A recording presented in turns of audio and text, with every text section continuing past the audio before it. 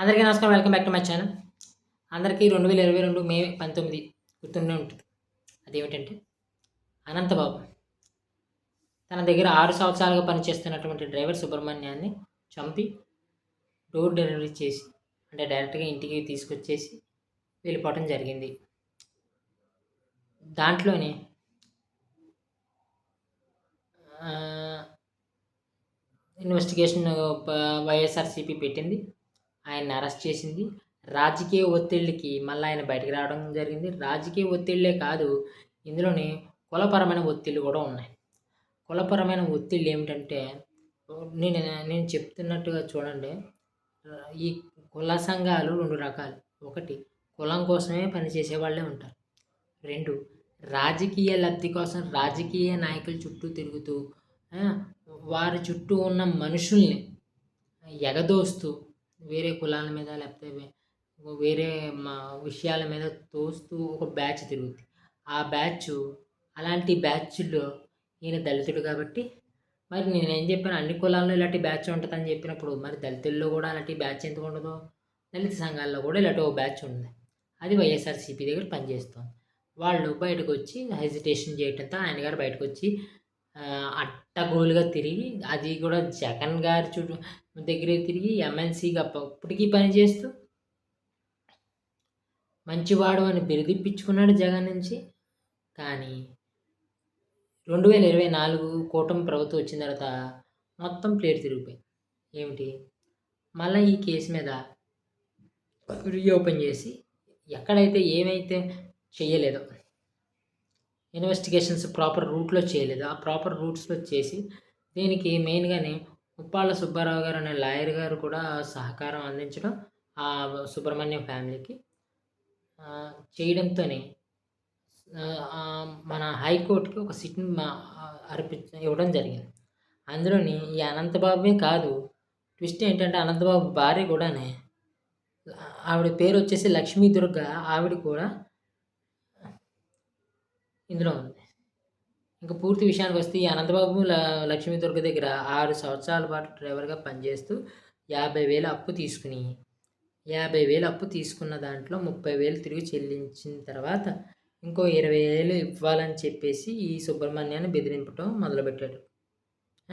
2022 మే 19 night 7:30కి Subrahmanyam అతడి friend కలిపి వాళ్ళు ఉంటున్న ఫ్లాట్లో నుంచి బయటకు వచ్చిన బయటికి వెళ్ళారు. తర్వాత 809 అనంతబాబు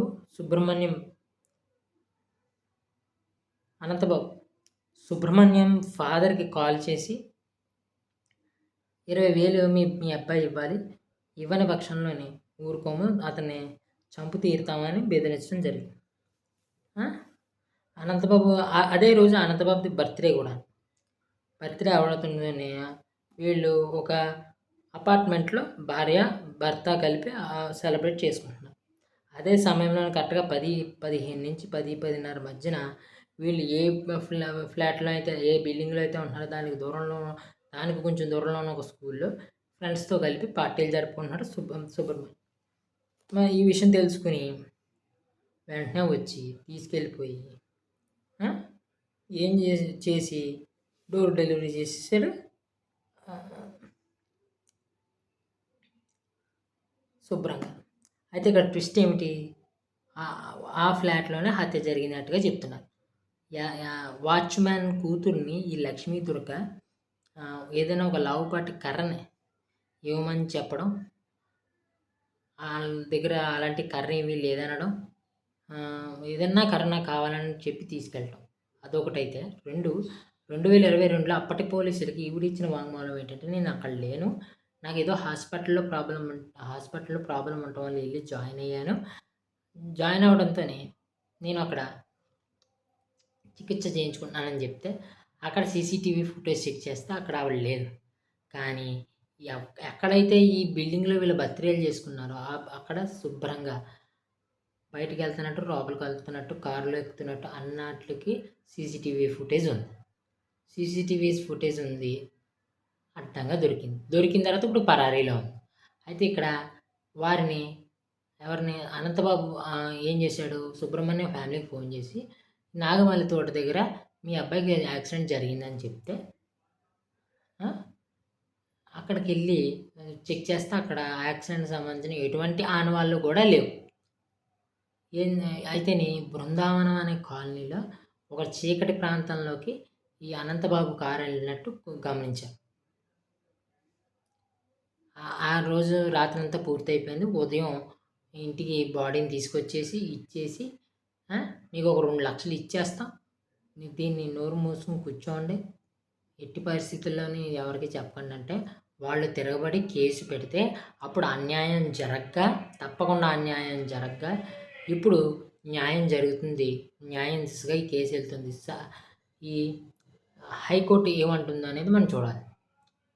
హైకోర్టు తర్వాత ఈ అనంతబాబుకి ఎలాగో సుప్రీంకోర్టులో కూడా ఒక అవకాశం ఉంటుందేమో, అక్కడ కూడా ఏం చెప్తారో చూడాలి. ఇప్పుడు అసలు ప్రశ్న మొదలవుద్ది జగన్మోహన్ రెడ్డికి. పవన్ కళ్యాణ్ గారికి పలానా దంపతులు వాళ్ళ డ్రైవర్ని చంపేశారని, కిరణ్ రాయల్ ఇలాగ అమ్మాయిలతో ఉన్నాడని, లేకపోతే నిన్న మొన్న ఒక ఎమ్మెల్యే ఒక అమ్మాయితో బుక్ అయిపోయాడని చెప్పేసి నానా యాగి చేసినటువంటి ఈ వైఎస్ఆర్‌సీపీ పేటీఎం రుప్పీసు, ఇంకా పెద్ద మాట మాట్లాడితే బాగోదు. ఇప్పుడు ఎమ్మెల్సీగా ఉన్నటువంటి అనంతబాబు మీద సిట్టు ఇచ్చినటువంటి రిపోర్టు మీద మీ వివరణ ఏంటి?